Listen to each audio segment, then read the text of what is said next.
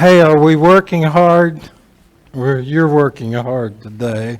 Hey, what are we here for this weekend? We're here to do what? We're going to raise the bar. We're raising the level of expectation we have for ourselves as a husband or as a wife. Hey, let me just say up front, session 5, we start looking a bit more specifically at how to resolve conflict in your relationship. Let me just say I'm fairly certain I've got more content here than we can do in 45 minutes. Did I do something, Dennis? There it is. There it is. More than we can do in 45 minutes, and we'll just get to where we can. And part of what I'm hoping to do here, I'm going to go to dinner with Elisha and his lovely wife, and we're going to talk about how you can continue some conversations. So what we don't get to, I hope he'll use in a class with you. You've already heard me allude to the idea there's two kinds of relationship issues. One would be knowledge issues. Typically here we're thinking in terms of skills. It does take something more than love. It takes a certain amount of skills to get through life. You need some communication skills. You need some conflict resolution skills. You need some financial management skills, right? So some of it is knowledge issues and such. Another piece of knowledge issues is awareness, particularly awareness of his or her needs. And we were talking about that during the break, if you don't mind me using it as an illustration, is that, hey, for some, it might be I'm not aware of what he or she needs. We need to talk about that. We need some clarity about that. I wasn't raised to be affectionate, as we used that illustration earlier. And so I don't see it. And that's why conversation becomes so important to hear. So some issues are knowledge issues. Other issues are heart issues. They say something about our heart, our character, such as selfishness. Heart issues would also include our attitude, whether we're caring or uncaring towards our spouse. Even things like emotion, our feelings and emotions, some of which can be tied to our history. Maybe some of the hurts that we experienced in our lives has an impact on our heart and how we care for one another. There's a model that, I don't know if you can see this well. Yeah, I guess it is. There's in a book that I really like. And so I want to show you what I'm thinking about here. You see, up here is skill, behavior. I'm either skilled or not skilled in some way. That would be our knowledge issue here. Down here is our attitude. I guess those would be axes. Right? This axis is knowledge. This one is heart and caring. I'm either caring towards you or I'm uncaring towards you. And what I like about this model is how it shows the intersect. If you take someone that has an uncaring attitude and you put that with they're also not very skilled in communication, then what are you likely to see in the relationship? You're likely to see emotional abuse or even perhaps physical abuse. If you take someone with an uncaring attitude, heart, but they're very skilled, then what you're likely to see in is manipulation. And the poster child for this might very well be your teenagers. I worked in adolescent drug, yes, I'm serious. I worked in adolescent drug rehab work at one time. And teens oftentimes were very smart about their communication. They knew how to use words to get what they wanted out of it, but they were uncaring towards their parents. So what did they do? They manipulated them. Well, the same sort of thing can happen in a marriage.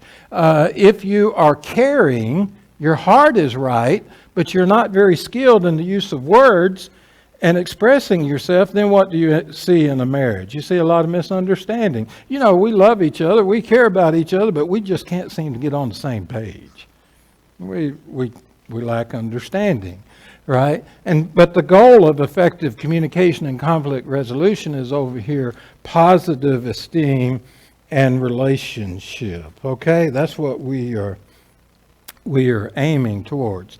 I'll be brief on this. You might have heard of the love bank concept of Harley. It's a simple concept. He's probably made millions of dollars off of it.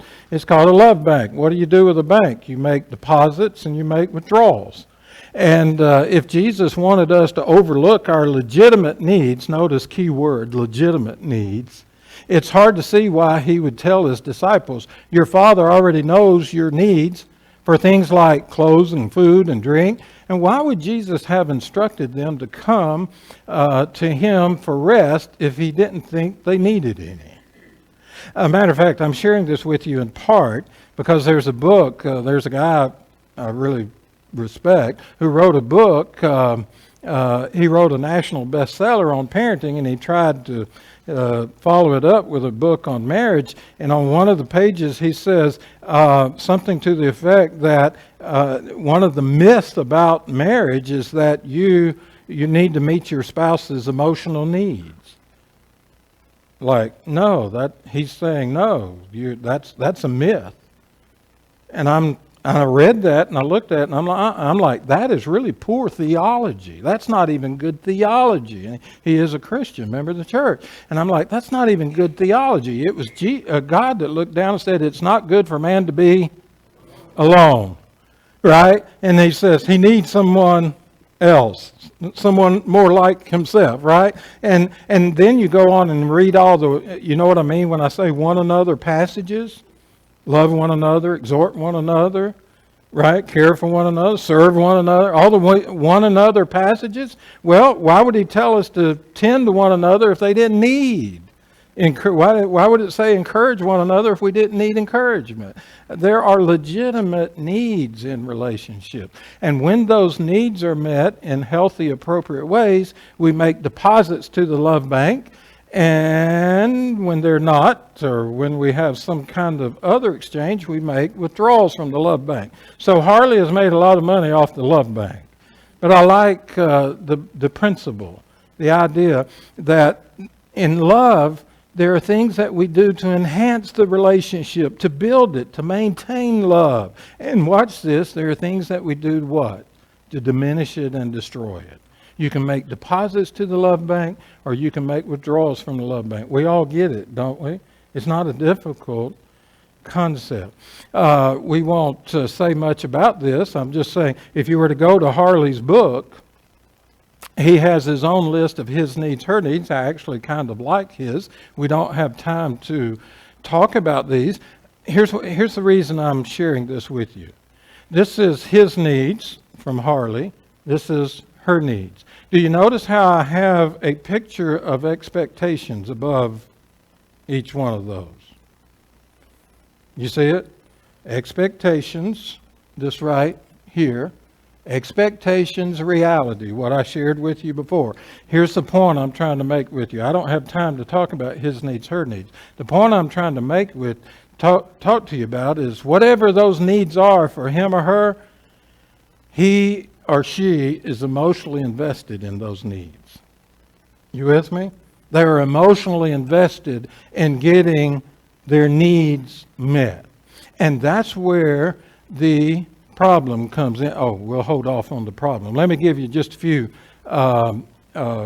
suggestions on the love bank. By the way, when do people get married? They get married when the love bank has what? Has a big balance. Right? When do people separate and leave? When the love bank is empty and overdrawn. Right? We make deposits to it. We make withdrawals. Significant need satisfaction. You must communicate your needs. We were talking about this a bit during the break. Part of it is awareness. Like I can't assume that Wanda needs what I need, or that her needs are the same as my need. We got to talk about it in order for me to understand what she needs from me. And when you talk about it, notice how I put it here in behavioral terms. I think I already alluded to that. We were talking about that during the break. If you tell me you need affection, then you need to be able to tell me what I would be doing that you would interpret as affectionate. You need to be able to put it in behavioral terms. If you are going to meet your spouse's needs, such as affection, conversation, then you must enjoy it too. Hey, maybe we need to grow. My wife, she loves to talk. She's good for 20,000 words a day.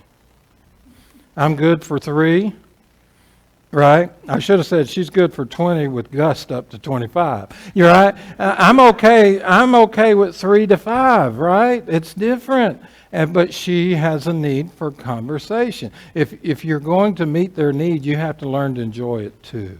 Right? Recreational companionship is important because it's the easiest way to make deposits to the love bank. I think that's probably true. It's the easiest way to make a deposit is, hey, we have fun together. We laugh together. Your marriage is in trouble when he or she is having more fun with somebody else, right? And number 4, men meet financial need, number 4, at the expense of number 1, affection, and number 2, conversation. Yeah, that's what Harley says. We invest so much of ourselves in careers and being a good provider and such that if we're not careful, we neglect affection and conversation. When you're in love, it comes naturally. When you're not in love, it seems like what? Seems like work.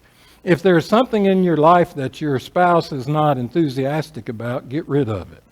Well, that last one, I could spend some time here, but I don't have time. You got to be careful with that last one, because if you're not careful, you give one of them too much power. Like if there's something in your life that your spouse is not, my wife doesn't like to fish, has no interest in fishing. So if we're not careful, could she not, negate, Steve, you can't have a hobby of fish, right?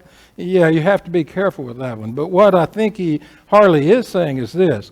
If there's something in your life, men, are you listening to me, that your wife or spouse interprets as a negative, as a withdrawal from the love bank, you best think about getting rid of it, right? You best not ignore that. So let's talk a little bit, as best we can, time permitting, about the DNA of marital distress. Let me get to my cheat sheet here.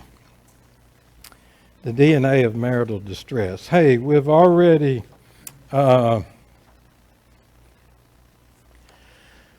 talked about expectations, right? And I said if you'd remind me, I'd tell you the rest of the story. Like, hey, Steve, you were the only one that got something to drink.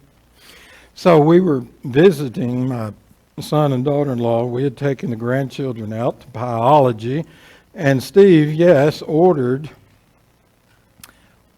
something to drink. She looks at me and says, Steve, you're the only one that got something to drink. Now look, I'm here to tell you, I got a sweet wife. What would motivate her to say something like that? And of course, I'm like, hey, I'm gainfully employed. I'm ordering well, here's the rest of the story. We went back to their house, and Steve's over here doing some research on patio furniture. And I'm one of those kind of folks that's going to research everything, and I'm going to find a good deal. And so I'm over here, and I'm Wanda's like, what are you doing? I'm like, I'm researching patio furniture. And she says, don't you buy anything without talking to me. Oh, now this was just after the drink thing. And I'm like, well, Wanda, do I usually buy something significant like that without talking to you? My daughter overhears what's going on here. And she says, she knows the family dynamic. She says, Mom, you know Dad, he's going to research everything. And she says, yes, I know your dad. Those are fighting words.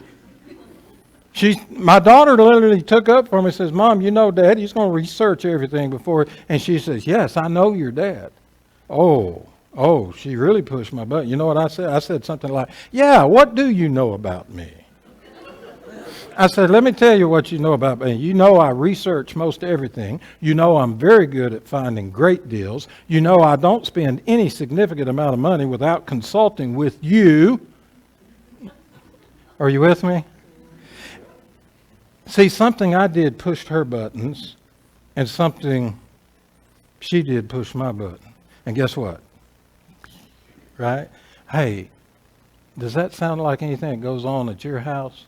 We're going to talk about that more tomorrow morning. Do you think we need to look beneath what's driving that expectation of her about money? Yeah, remind me to explain it further. You remember when I said all negative emotions are the result of unfulfilled expectations? See, she's trying to control my behavior by what? In order to do what? Manage her insecurities, her need for financial security. I guess I'm going ahead and telling you.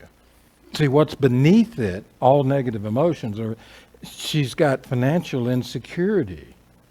And so she's trying to manage my behavior because things I do push her insecurity button. Guess what my big button is? Control. Right? I don't like being controlled. Most guys don't like being controlled.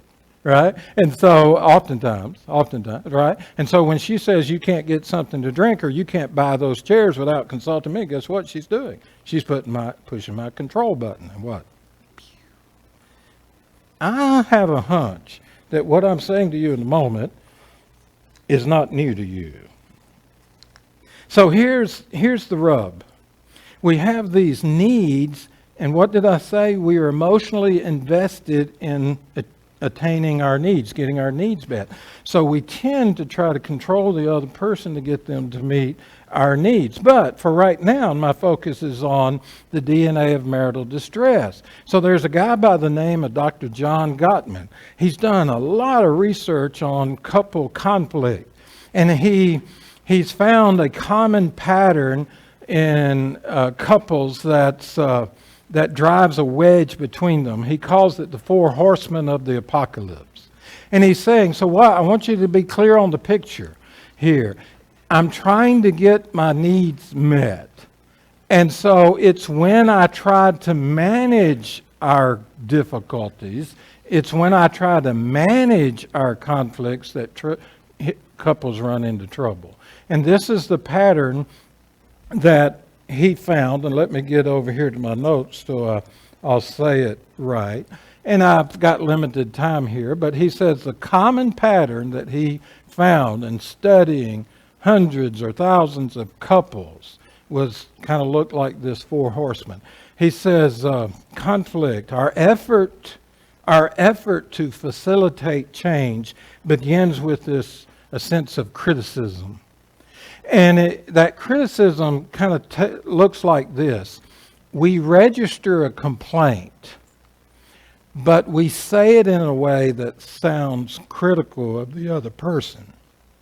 That kind of hits at them personally. Or we register a complaint, and maybe we try to say it right, but they don't have thick skin, so to speak, and they take it personally. Either way, it is viewed and seen as criticism. It would be the sort of thing where maybe you say, well, you always, or you never. Those kinds of things that are going to hit pretty close to home.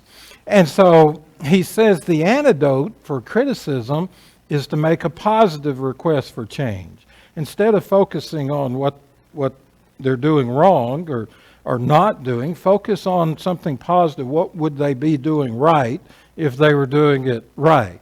And so he tries to say, try to make it a positive request for change rather than a criticism and complaint. This is often the place, the second one here, defensiveness, is often the place where things escalate. Like you make a request for change and they take it personal.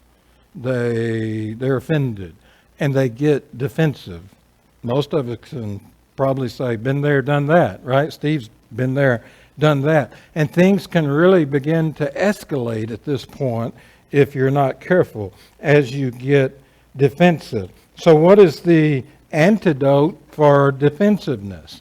The antidote, the way to try to avoid defensiveness, is having a willingness to take some ownership of what the problem is, seeing yourself as part of it and part of the solution. But then what he found, he says there's criticism, there's defensiveness, and then at some point they come to hold one another in a place of contempt. I like to use contempt to keep it simple. At some point, when criticism and defensiveness happens over and over, at some point I don't like you. anymore. Right, all that criticism and defensiveness hurts me, and I've hurt you. And now this is where you see couples who have been married 7 years, and they can't hardly stand to be in the same room with each other. I hold you in a place of contempt. You are, the attempt to manage conflict has been hurtful. And then the last one is withdrawal or stonewalling. And that's what I did early in our marriage. I came from a very dysfunctional home. I didn't have the skills for it. So for me, I just shut down. And I'd rather say nothing than try to deal with all the emotion and all of that I didn't know how to deal with. You with me? And so if I were to put it in a narrative, Gottman is saying negativity and distancing often begin when complaints are expressed or viewed by partners as criticisms. These critical attacks lead to defensiveness. That's what I've been saying. Defensive patterns of interactions that erode the foundation of mutual respect within the relationship. And it goes on to say, and replace it with a foundation of mutual contempt. High levels of contempt then increase the likelihood that partners will withdraw or distance from one another. Hey, what is the antidote for contention? One is to have no tolerance for it. You don't want it in your relationship. So we're not going to tolerate contention in our relationship. Begin to recognize the signs of your spouse that's becoming overwhelmed with emotion. They're not able to deal with this, and maybe even take a break from it, come back together. But if I were to try to conclude what he says extremes of marital distress are built on a legacy of unhappiness and dissatisfaction resulting from the mismanagement of the ordinary difficulties encountered by couples. I'm going to fast forward here, just save a little time, but do you see what he's saying?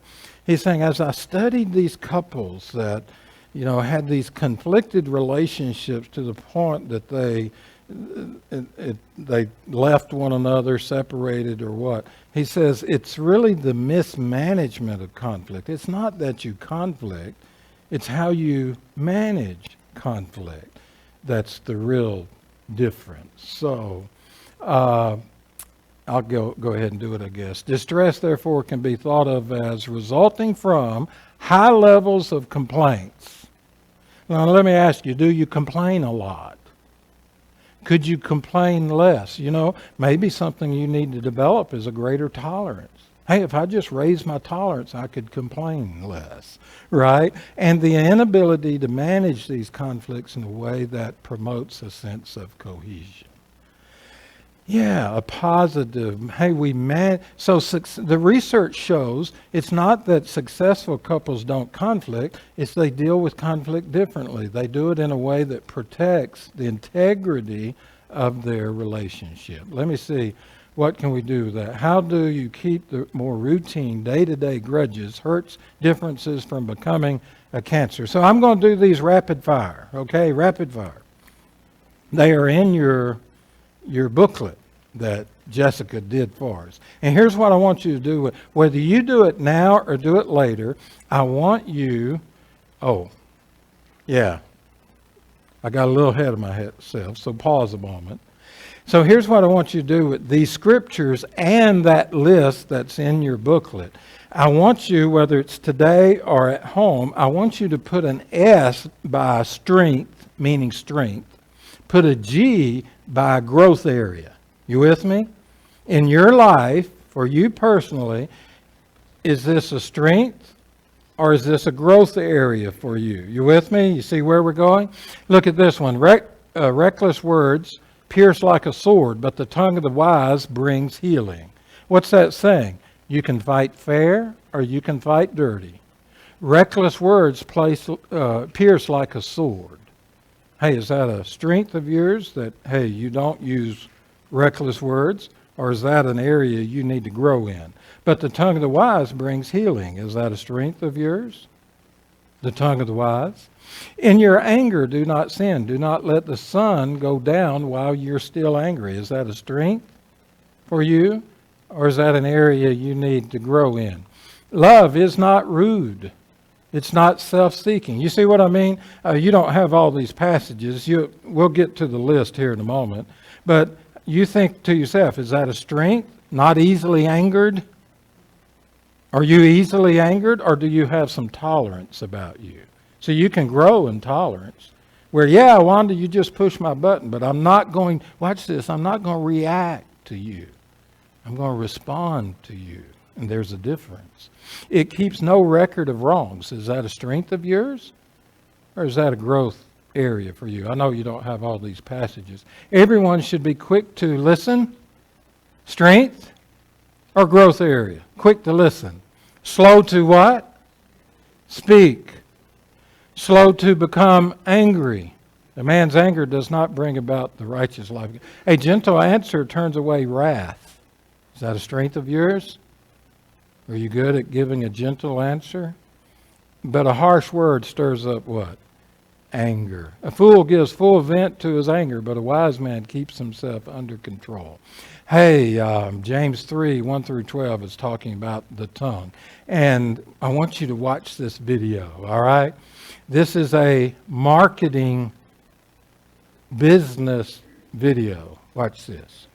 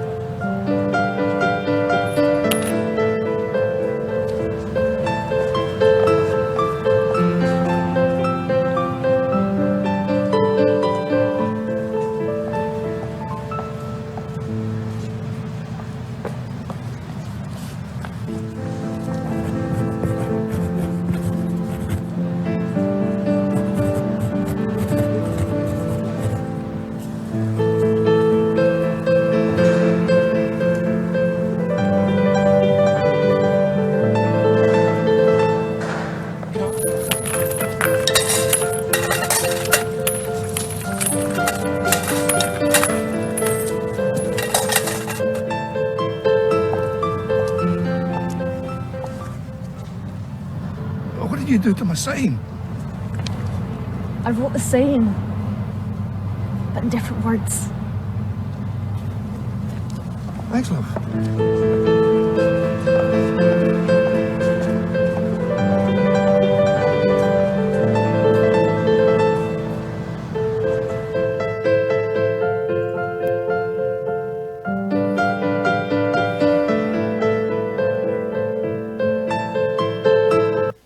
Wow.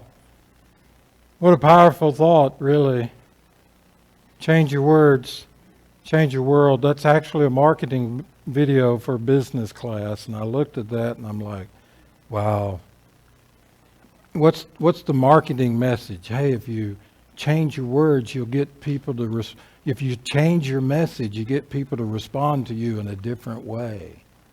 And isn't that true in relationships? You got a relationship you want to change? Change your words, you'll change your world, right? You learn to talk differently, and you'll change your world. Hey, I'm going to fast forward here. Look, effective communication needs some ground rules. So you've got a list in your booklet, some basic ground rules. So you can do it now or later. I want you to put an S if it's a strength, a G, and we're just going to do this rapidly for time's sake, or a G for our growth area. Be willing to be the first to say, I was wrong. Be willing to be the first to say, I am sorry. Somebody was talking to me at lunch about that. I think it was Bill, I think. Be willing to be the first to say, I was wrong. Be willing to be the first to say, I'm sorry. You know what they call that? You know what another word for that is? It's called confession. And sometimes we have a hard time saying, I was wrong and I'm sorry. And when you do that, you're saying, I'm not willing to confess. Jesus says what? That we ought to confess. Be willing to extend and accept forgiveness. Be willing to be willing to give your spouse the benefit of the doubt. I love that one. Hey, could you just slow down the judgment for a little bit and just give them the benefit of the doubt? Maybe they didn't mean to push your button so hard, right? Give them the benefit of the doubt. Hold off on your judgment. I think that's here somewhere. Be willing to gather all the facts before you respond. Hey, would it be fair to say that some of us are so smart we don't even need all the information? Right? We don't even have to gather all the facts before we respond, right? Be willing to gather all the facts. Be willing to give in. Be willing to give up. I'll say more about that if we have time to get to it. I came up with some more that aren't in your list. First, seek to understand, not evaluate. Could you just slow down on the evaluation and first seek to understand where they're coming from? Deferring judgment by asking more questions. You need more information. Choose the right time. Choose the right tone. Pause if necessary. Take time out before you respond. Is this a strength? Are they growth areas? Show respect. Be open and honest. Make a positive request for change. I said that one, right? Yes. Monitor your nonverbal expressions. All right. Use I statements rather than you statements. Strength or growth areas. By the way, the church here will have all of these PowerPoints. So as a couple, if you want to, you can go through them again at home. Let's do things you should never do to avoid conflict becoming a cancer in your marriage. You know what I mean by cancer? It grows slowly over time and can be destructive in your marriage. Never raise your voice in your own house. I got to admit, I came from a family where it's highly dysfunctional. It's like, if you can't win by reason, go for volume. Right? And some of you got it kind of honest. If you can't win by reason, you go for volume. Never embarrass your mate in public. Never get historical. I almost said hysterical. Never get historical, bringing up the past. Never call names. Never touch in anger. Are these strengths or are these growth areas for you? Never use the kids to win an argument. Never throw reason in the face of pain. If I have time to get to it, the idea is don't question the logic of his or her feelings. That is so important. It's like they're feeling an emotion and you throw logic at it. Yeah, I hope I can get there. All right.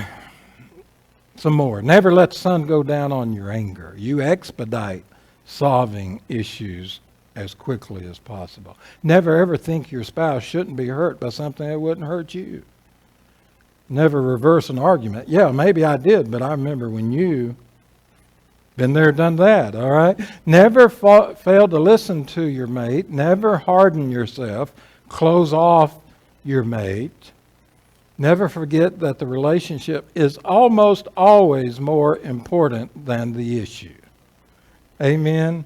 Hey, we did those kind of rapid fire, but can you do that at home? Can you go through those together and talk about whether those are strengths or weaknesses? I'd like to share with you what I call we're sprinting to the finish line, what I call the anatomy of an argument. Do you ever have any arguments that kind of go like this? It's just, there's all this pressure, you know? And sometimes it feels like it's right up on me and I can just feel it, like literally feel it in my head, and it's relentless. And I don't know if it's going to stop. I mean, that's the thing that scares me the most, is that I don't know if it's ever going to stop. Yeah. Well, you do have a nail in your head. It is not about the nail. Are you sure? Because, I mean, I'll bet if we got that out of there... Stop trying to fix it. No, I'm not trying to fix it. I'm just pointing out that maybe the nail is causing... You always do this. You always try to fix things when what I really need is for you to just listen. See, I don't think that is what you need. I think what you need is to get the nail See, you're out. not even listening now. Okay, fine. I will listen. Fine. it's just, sometimes it's like there's this achy, I don't know what it is. And I'm not sleeping very well at all. And all my sweaters are snagged. I mean, all of them. That sounds really hard. It is. Thank you. Ow! Oh, come on. If you would just... Don't! Try to see things my way. Do I have to keep on talking till I can't go on? Hey, We can work it out. We can work it out. is that real life? It is around my house. Like, you're very quick to go towards fixing it, the solution. And so I call it the anatomy of an argument. She tries to express, we'll lean on the guys a little bit. She tries to express an emotion or feeling. He hears as a message that he needs to be responsible and tries to fix the problem. Like, just fix it. Yeah. Or he feels threatened, criticized, or inadequate, and in turn challenges the logic of her feeling. Well, if you wouldn't think that way, you wouldn't feel that way. Glad I could help. So let me see if I can illustrate both of those a little bit. I think we're kind of hard on men about fixing things because we're very much raised and socialized to be fixers. I remember my little girl gave me a thing with tools all over it, and he says, "Daddies are for loving and for fixing things." Like, since when does fixing something, since when is that not a loving thing to do? So I would at least like to give the men the idea that, yes, for many men, the idea of me trying to help resolve this is a loving thing to do. If you've got a problem and I can help with it, it seems like a loving thing for me to do. But I'm here to tell you that doesn't go so well sometimes. My lovely wife is a medical transcriptionist. And she's type, and she only makes money through production. She's got to be, or she doesn't make money. And I come home one day, and she was just outdone and frustrated. This internet is slow. I can't get any work done. I'm not making any money and all that. And I'm like, how long have you been there? 3 hours. And I'm like, how about, well, if you can't do your work, I bet you know where I'm going with this. I looked at her and said, "Hey, if you can't do your work, why don't you set that aside a while? Go do some of your," you want to guess? Housework. And maybe while you're doing your housework, the internet will fix itself, and when you come back later, the problem will be solved. I still, to this day, don't know what was wrong with that. I mean, it's like, that if you can't be productive here, why don't you go over there and be productive? Oh, I'm telling you, that did not go well. The other thing we do sometimes, he feels threatened, criticized. When a man doesn't know how to fix it, he will oftentimes resort to be.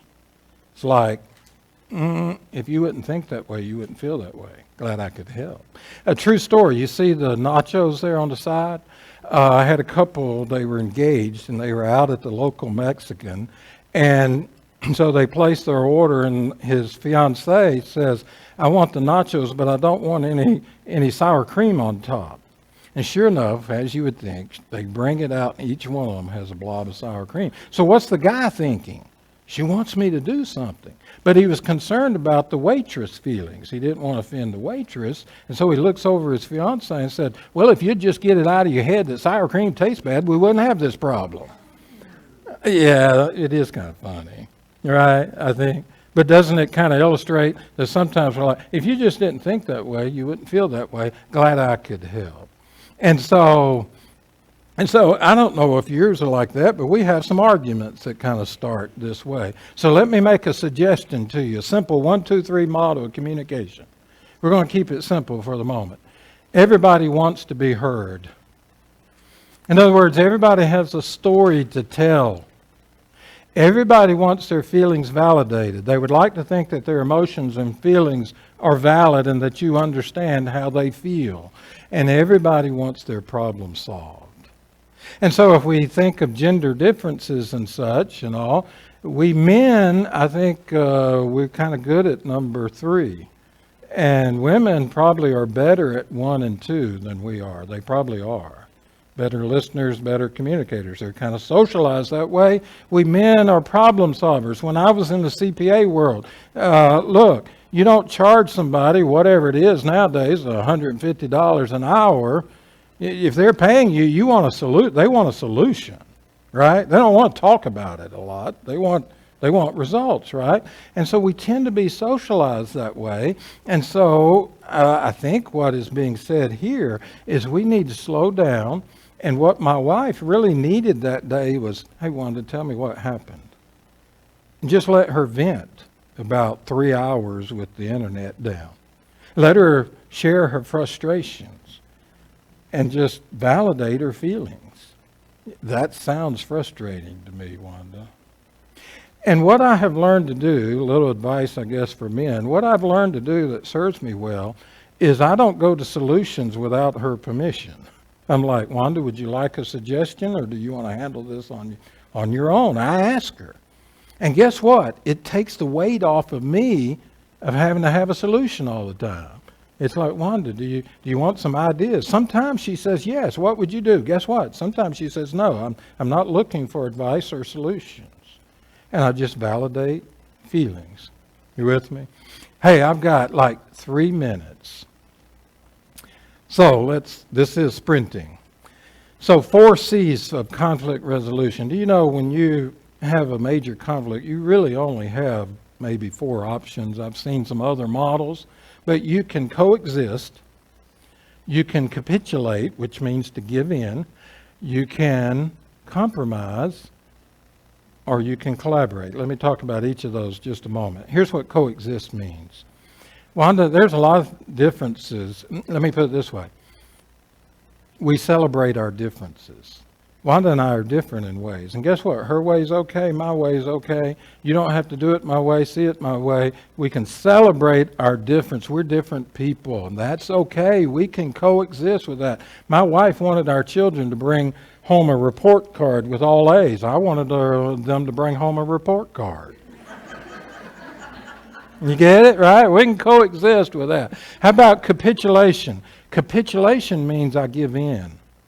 I will give in. Let me put it this way. There are many arguments Wanda and I will never have because Steve is willing to give in. And there are many arguments we will never have because Wanda is willing to give in. You with me? And then the third one is compromise. We don't give in, we each give up. We give up part of our position. I'll give up part of my position if you'll give up part of your, and we compromise. We meet somewhere in the middle, maybe. Right? You with me? Or collaboration is a fancy word we're using to say we look for the deeper issue. There's something deeper going on here. You with me? Like a heart issue, a character issue. So a real quick illustration before Mac pulls me off stage. I had a couple come to me, and each week they had a different story of conflict, and this week they got in a fight in the local Publix over the big can of peaches or the little can of peaches. They did. And she said, I almost called a taxi to take me home. And I'm like, well, what's the issue? He wanted to buy the big can of peaches. She wanted to buy the little can of peaches. Quickly, why do you suppose he wanted to buy the big can of peaches? It's better value. Look at there. The guys know it. Hey, all you got to do is look on the little tag thing there, and this is 0.174 per ounce, and your little can of peaches over here is 0.195. That's a better deal. That's exactly the argument he made. Guess why she wanted to buy the little can of peaches? Only needed a little can. She says, we open the big can, we have the peaches, we use it one meal, and then we end up throwing it out. We end up wasting it. And they were to, now watch this. They could have done 4 things. See, they made a $500 withdrawal from the Love Bank over $495 financial decision. And they had 4 choices. Could they coexist? Hey, rather than fighting over this, won't we buy the big can? Buy the little can. When we have somebody over with us, we'll use the big can. How about that? We just coexist. Or how about this, capitulation? Hey, let's do it your way. Whatever whatever you want, I'll give in. We'll do it your way. Right? They could have done that. They could. How about compromise? You know those little plastic six-packs? We could have compromised. We could have bought the little plastic six-pack, couldn't they? Why didn't they do that? Number 4, what was the deeper issue? What do you think the deeper issue was? Yeah. Say, it was control. Who decides? It was power dynamics. It was all about control. And they were doing this. You with me? That's true over cans of peaches and all sorts of things. All right, I got to get off stage. And so that tomorrow I'll say a little something about no losers policy. Max, we came close, Mac.